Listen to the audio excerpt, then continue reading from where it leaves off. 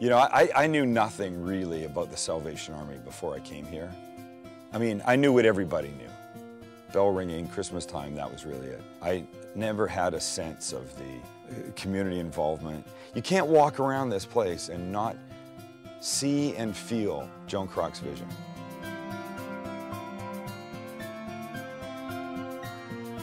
We first came to the Kroc Center. My husband came in and heard that there was a basketball camp for children. And so he brought our son John, who was 8 then. I was just like this little small 8-year-old kid in this huge, huge facility. He enjoyed it so much that he signed us up that day. My daughter used to beg me to go to church. I brought her once or twice at other local places, and then I thought I'd give this place a try and just started getting involved more here at the Kroc Center. My mom had signed me up for swimming lessons, private swimming lessons at the pool, and then they had said there's a performing arts center just down the block that's also with the Kroc, so you should try it. I was like, okay. Well, my very first experience was the Kroc Kids Oliver, the musical, and I played one of the orphan boys. I was asked if I would come out one day and meet the ducks. Honestly, I fell in love with them that day. Fork It Over was the result of the ducks and I sitting down and saying, what can we do to raise money? And then it just like exploded into this huge kind of like local neighborhood food event. And I created just a bunch of nonsense on stage, but it was really fun. It was a lot of energy and people dug it, and God, it was great. The first time I ever heard about the Kroc Center, I was a member of an aqua aerobics group that was working out in the pool in La Mesa, and there was a lovely lady named Doris Perry. And she was a community member in the area and helped to get this place built. She believed in the mission of it, and we all believed in that idea too. I didn't realize then that my journey here for the last 10 years would be as special as it is. But I look at the Kroc like it's a place that honestly, I don't want to say changes lives, but I think it does. But more than that, I believe like it changes direction in people's lives. I think it gives people an opportunity to step into situations that maybe they wouldn't have an opportunity to step into. My husband was diagnosed with leukemia in 2009, and suddenly everything that you had once been doing as a routine completely changes. One of the places that he felt safest about was that John and I were still here. This was really my only normal since we lived at the hospital most of the time after that. He still felt so strongly for John and I to keep this foundation here at the Kroc Center. I began to see how the program impacted Johnny's life. I learned a lot about basketball since it's sort of when I learned and expanded my horizons a lot more.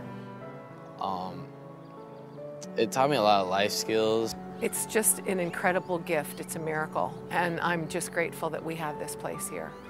I do remember the first time that I ever came to Kroc Church. I had my meth pipe in my pocket. Now I look back at that and think how my life has changed so much, you know. It almost amazes me to look back on my life, to see where I was, and I can't even believe that I used to be that kind of a person. It's a real honor to be able to help people in the same way that I received help from people at the Kroc Center. In the 10 years, I had an interesting journey. I found myself gaining weight and not really caring so much, but all of a sudden I had a birthday coming and I was going to turn 50, and I realized I didn't want to be fat and 50. The next day I came to the Kroc, and there was a brochure for this new program called the Kroc Fit Challenge. Well, I'm on my 11th Kroc Fit Challenge now. I've lost 81 pounds.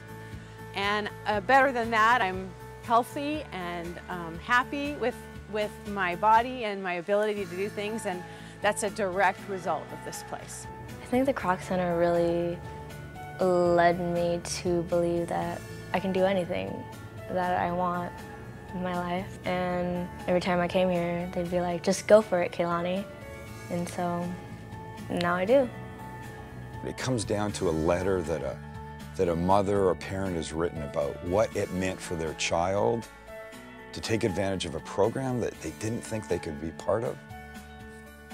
That's just crazy stuff. Stuff dreams are made of. If I could talk to Joan Kroc, I would say, thanks for giving me this great opportunity that has impacted my whole life and all the decisions I've made since I was that 5-year-old girl. I would want to thank her, and I would want to hug her. Her dream was for us to have this kind of connection. I would want her to know how her decision has changed my whole life. Without the love from the Kroc Center that came to me at the time when my family and I needed it, we would have definitely been split up. For the rest of my life, I will be making sure that that doesn't go to waste. You know, I'll be praising God that I have a second chance and making sure that I use it in the right ways. Thank you from me, and thank you for the community, and that I will always try and make this a better place. It's part of my life now, and I hope that other people can come here too and understand the vision that she had for it. What would I say to Joan Kroc if I could? Thank you. Thank you for having a sense that making a difference was really all that it's about.